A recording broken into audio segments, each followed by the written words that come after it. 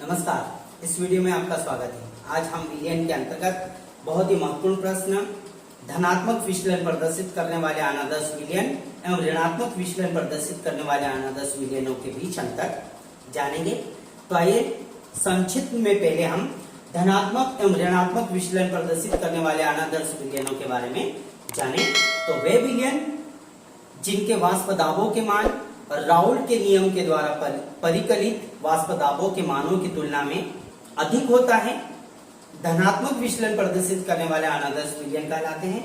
तथा वे विलयन जिनके वाष्प दाबों के मान राउल्ट के नियम द्वारा परिकलित वाष्प दाबों के मानों की तुलना में कम होता है, ऋणात्मक विचलन प्रदर्शित करने वाले अनादर्श विलयन कहलाते हैं। तो आइए इन्हीं परिभाषाओं के माध्यम से हम प्रथम अंतर जाने। तो पहला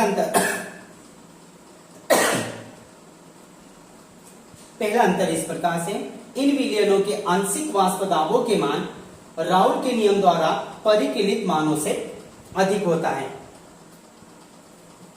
जस्ट अपोजिट, इन विलयनों के आंशिक वाष्प दाबों के मान राउल्ट के नियम द्वारा परिकलित मानों से कम होता है। हमने अभी संक्षिप्त में जाना, ऐसे विलयन जिनके वाष्प दाबों के मान राउल्ट के नियम द्वारा परिकलित वाष्प दाबों के मानों की तुलना में अधिक होता है, धनात्मक विचलन प्रदर्शित करने वाले अनादर्श विलयन कहलाते हैं।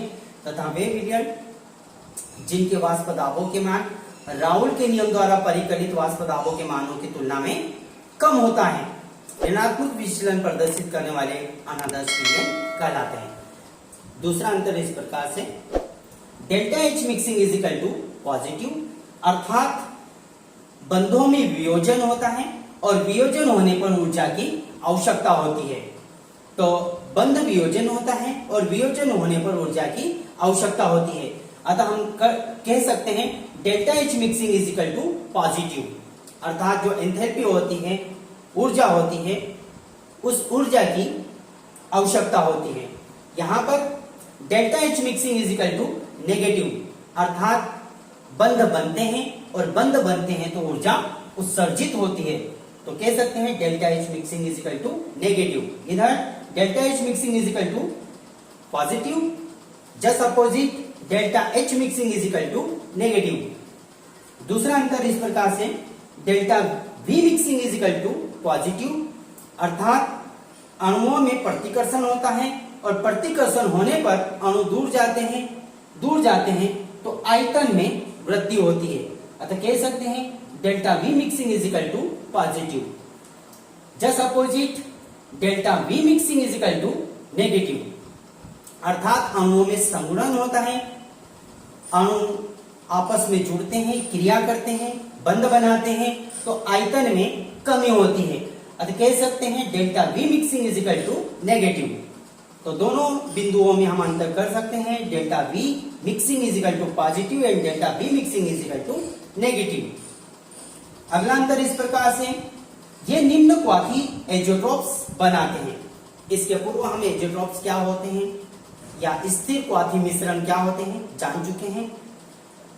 स्थिर क्वाथी मिश्रण क्या होते हैं, इसे जानना हो तो इसके पूर्व का वीडियो देख ले। तो हमारा अगला अंतर इस प्रकार से, ये निम्न क्वाथी एजोट्रोप्स बनाते हैं, ये उच्च क्वाथी एजोट्रोप्स बनाते हैं। अगला अंतर इस प्रकार से, इनमें विलय विलायक, अर्थात हम इसको इस प्रकार से समझ सकते हैं, ए एंड बी, अर्थात ए और बी अणुओं के मध्य होने वाली अन्योन्य क्रिया, ए अणुओं के मध्य होने वाली अन्योन्य क्रिया एवं बी अणुओं के मध्य होने वाली अन्योन्य क्रिया के समान होना चाहिए, परंतु ऐसा नहीं होता है। तो हम पुनः जाने, इनमें विलय विलायक अर्थात ए एंड बी, अन्योन्य क्रिया का मान विलय अर्थात ए, विलायक अर्थात बी से कम होता है, अर्थात ए और बी अणुओं के मध्य होने वाली अन्योन्य क्रिया के समान यदि ए और बी अणुओं के मध्य होने वाली अन्योन्य क्रिया के समान होंगे तो आदर्श विलयन कहलाएंगे, परंतु ए एंड बी अणुओं के मध्य होने वाली अन्योन्य क्रिया ए एंड बी अणुओं के मध्य होने वाली अन्योन्य क्रिया के समान नहीं होती है।